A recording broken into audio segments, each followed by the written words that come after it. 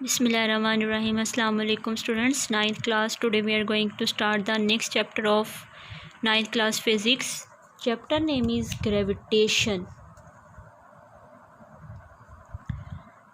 In the previous chapter number 3 and 4 we have discussed about the forces in detail, effect of forces, types of forces, how can we calculate the different terminologies with respect to forces, laws about the forces. आज जो हम chapter start कर रहे हैं chapter number 5 is also about the force which is a universal force present in the universe. इस force का जो हम डिस्कस करेंगे, इसका आइडिया जो सबसे पहले एक साइंटिस्ट थे आइजैक न्यूटन, उन्होंने दिया. किस तरह दिया कि वो उन्होंने 1665 में उनके माइंड में एक मिस्ट्री आई, एक क्वेश्चन राइज हुआ कि किस तरह इस यूनिवर्स में ऑब्जेक्ट्स जो हैं मूव कर रहे हैं without application of any force. कि हम लोगों ने चैप्टर नंबर 3 में एंड 4 में पढ़ा है कि जब हम किसी ऑब्जेक्ट के ऊपर फोर्स लगाते हैं तो उसकी स्टेट चेंज हो जाती है. अब लेकिन यूनिवर्स में जो प्लैनेट्स हैं वो मूव कर रहे हैं अराउंड द सन. उससे हमारी अर्थ जो है वो भी मूव करी अराउंड द सन. कौन सी ऐसी फोर्स है जो उसको उसके ऑर्बिट में ही रखती है, वो इधर उधर मूव नहीं करते. इसी तरह मून जो है वो अर्थ के अराउंड मूव कर रहा है. इसी तरह जो ट्रीज़ हैं वहाँ से पत्ते गिर रहे हैं टूवर्ड्स द अर्थ. हम कोई चीज़ फेंकते हैं ऊपर की तरफ लेकिन वो वापस फिर आ जाती है नीचे की तरफ. कौन सी ऐसी फोर्स है जो इन सारे ऑब्जेक्ट्स को मूव कराती है. तो 1665 में आइजैक न्यूटन ने ये मिस्ट्री सॉल्व की by observing a falling Apple from a tree. कि एक एप्पल जो है वो दरख्त से गिरा टूवर्ड्स द अर्थ. कौन सी ऐसी फोर्स थी जिसने उस एप्पल को अर्थ की तरफ जो है वो मूव कराया. इसको डिफाइन एक फ़ोर्स जो मौजूद है between the every two objects of the universe. उस फोर्स को न्यूटन ने नाम दिया फोर्स ऑफ ग्रेविटेशन का. उसने कहा कि इस यूनिवर्स में आइजैक न्यूटन की ऑब्जर्वेशन है कि इस यूनिवर्स में हर ऑब्जेक्ट दूसरे ऑब्जेक्ट को अट्रैक्ट करता है विद सम फोर्स. उस फोर्स को नाम दिया फोर्स ऑफ ग्रेविटेशन का. तो उसको डिफाइन कैसे करेंगे कि a force with which every body of the universe attracts every other body called the force of gravitation. यानी कि एप्पल को अर्थ ने अट्रैक्ट किया, वो इसलिए वो जो है वो नीचे गिरा. और प्लैनेट्स जो हैं वो जो सन के अराउंड मूव कर रहे हैं, रिवॉल्व कर रहे हैं, उनके दरमियान भी एक फ़ोर्स है. यानी कि सन जो है वो प्लैनेट्स को अट्रैक्ट कर रहा है. तो हमारे यूनिवर्स में हर चीज़ जो है वो दूसरी चीज़ पे फोर्स लगाती है, उसको अपनी तरफ अट्रैक्ट करती है. उस फोर्स को नाम देते हैं फोर्स ऑफ ग्रेविटेशन का. इसी फोर्स के बारे में फिर न्यूटन ने एक लॉ दिया कि किस तरह हम इस फोर्स को कैलकुलेट कर सकते हैं, किस तरह से हमें पता लगेगा कि फोर्स जो है वो स्ट्रॉन्ग है, वीक है. इस फोर्स के ऊपर कैसे किन फैक्टर्स का इफ़ेक्ट होता है कि अगर दो ऑब्जेक्ट्स हैं मौजूद हैं, पास हैं, दूर हैं, उनके मैसी ज़्यादा हैं, कम हैं, तो उनकी उस फोर्स की जो फोर्स ऑफ ग्रेविटेशन है इसके मैग्नीट्यूड के ऊपर क्या इफ़ेक्ट होता है. इसके बारे में एक लॉ फॉर्मुलेट किया न्यूटन ने. उस लॉ का नाम देते हैं लॉ ऑफ ग्रेविटेशन का, जिसको हम आज डिटेल में डिस्कस करेंगे. उसने कंसीडर किया कि अगर हम कंसीडर कर लें कि दो ऑब्जेक्ट हैं जिनका मास क्या M1 and M2. In objects को हम ये भी कंसीडर कर सकते हैं कि दो स्टूडेंट्स हैं, ठीक है, वो इंटरेक्ट कर रहे हैं आपस में, इन कांटेक्ट हैं, ठीक है, पास बैठे हुए हैं. अब अगर वो दोनों एक दूसरे के साथ इंटरेक्ट करें, दोनों एक दूसरे के ऊपर फोर्स लगा रहे हैं, या वो कम्युनिकेशन के बारे में कह सकते हैं कि वो बातचीत कर रहे हैं. जितना वो क्लोज बैठे होंगे उतने ही उनकी कम्युनिकेशन पावर क्या होगी, ज़्यादा होगी. जितना वो दूर जाते जाएंगे उनकी कम्युनिकेशन क्या होती जाएगी, कम होती जाएगी. सिमिलरली अगर वही स्टूडेंट्स जो हैं वो अगर एक स्टूडेंट दूसरे स्टूडेंट को पुश कर रहा है, फोर्स लगा रहा है, तो जितना जिसका मास ज़्यादा होगा उतना ही वो दूसरे को इफ़ेक्ट भी ज़्यादा कर पाएगा.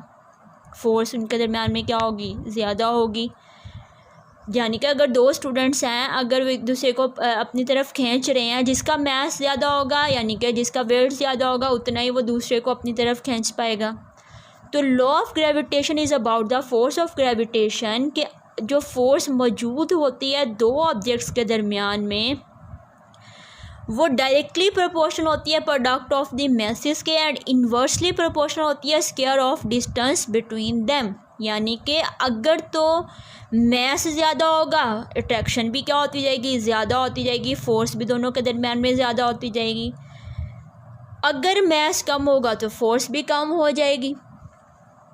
इसी तरह डिस्टेंस की बात करते हैं कि अगर पास पास बैठे होंगे तो उनके दरमियान में इंट्रैक्शन क्या होगी, स्ट्रॉन्ग होगी। लेकिन अगर वो दूर होते जाएंगे तो इंट्रैक्शन क्या होती जाएगी, कम से कम होती जाएगी। यानी कि अगर वो 2 टाइम्स जो है वो दूर जाते हैं एक दूसरे से तो फोर्स जो है वो स्क्वायर ऑफ द डिस्टेंस का क्या मतलब है कि अगर वो डबल करते हैं अपने डिस्टेंस को तो फोर्स जो है वो 1/4 हो जाएगी। यानी कि फोर्स जो है वो डिक्रीज़ डबल होगी, यानी कि उसका भी स्क्वायर जो है वो डिक्रीज़ हो जाएगी। ठीक है, तो अगर हम इस लॉ को मैथमेटिकली देखें फ्रॉम दिस डायग्राम के फोर्स ऑफ ग्रेविटेशन जो मौजूद होती है हर अब दो ऑब्जेक्ट्स के दरमियान में वो डायरेक्टली प्रोपोर्शनल होती है प्रोडक्ट ऑफ मैसेस के, एंड इन्वर्सली प्रोपोर्शनल होती है square of distance between the messes के। अगर हम उनके डिस्टेंस को ज़्यादा करते जाएंगे तो फोर्स क्या होती जाएगी, कम होती जाएगी। अब इन दोनों को हम कंबाइन करते हैं दोनों फैक्टर्स को तो हम देखते हैं कि क्या स्टेटमेंट बनती है। दोनों फैक्टर्स को जो कि हमने देखा कि फोर्स इज़ डायरेक्टली प्रोपोर्शनल है प्रोडक्ट ऑफ मैसेस के, यानी कि जितना मैस ज़्यादा होता जाएगा फोर्स भी क्या होती जाएगी, उतनी ही स्ट्रॉन्ग होती जाएगी between the two objects that in contact with each other.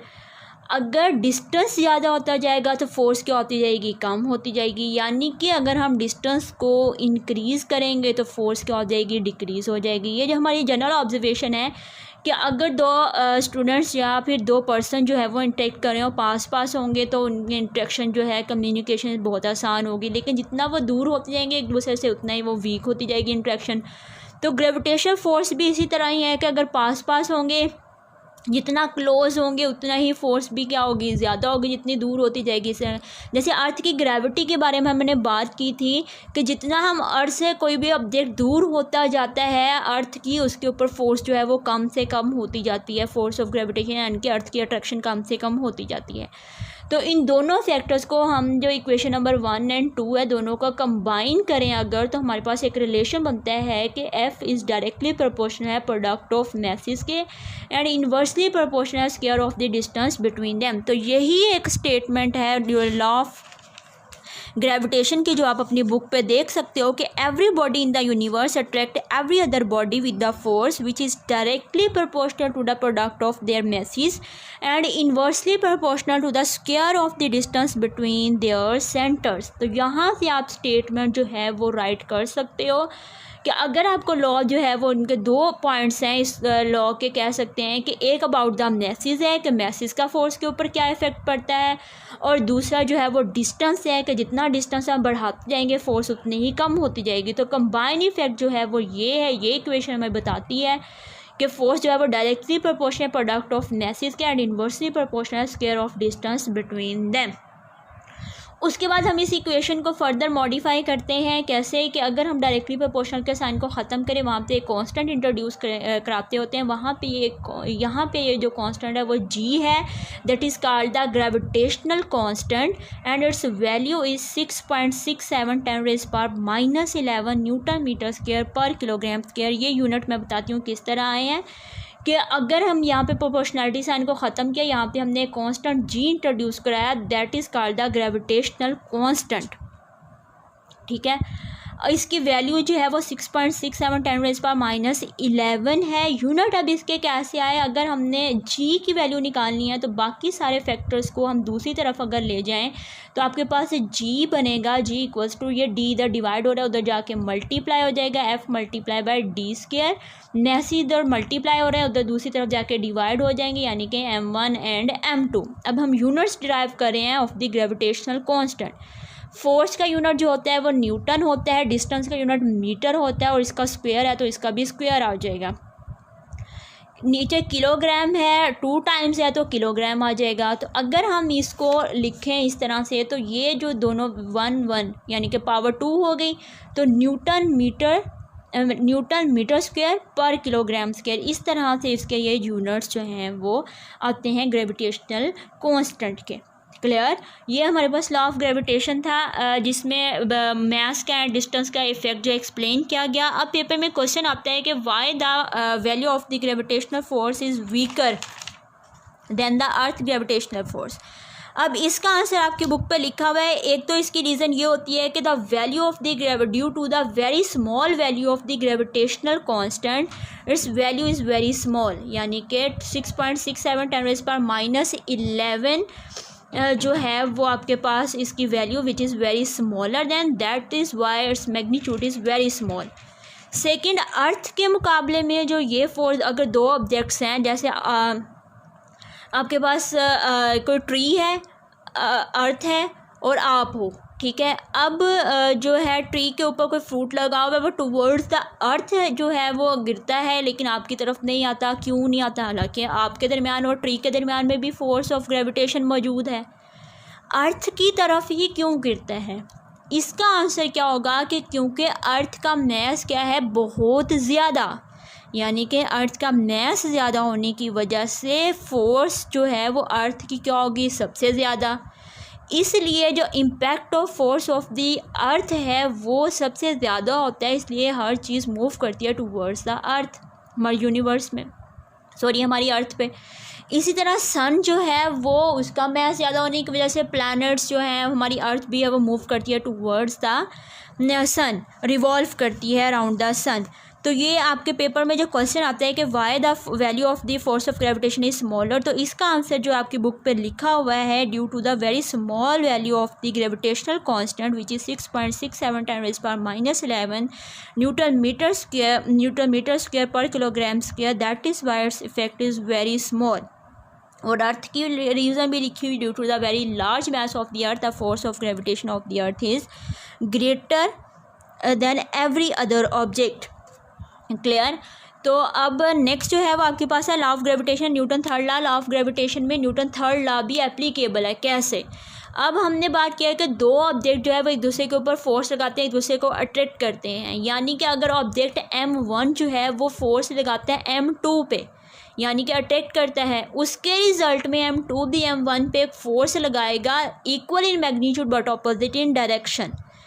That is Y जो न्यूटन जो लॉ ऑफ ग्रेविटेशन है वो consistent with the law Newton third law of motion, क्या, यानी कि हर ऑब्जेक्ट जो है, अब देखें अर्थ हमें अट्रैक्ट करती है तो हम भी अर्थ पे इतनी फोर्स लगाते हैं, लेकिन हमारी फोर्स इतनी डोमिनेट नहीं होती due to our smaller mass as compare to the earth.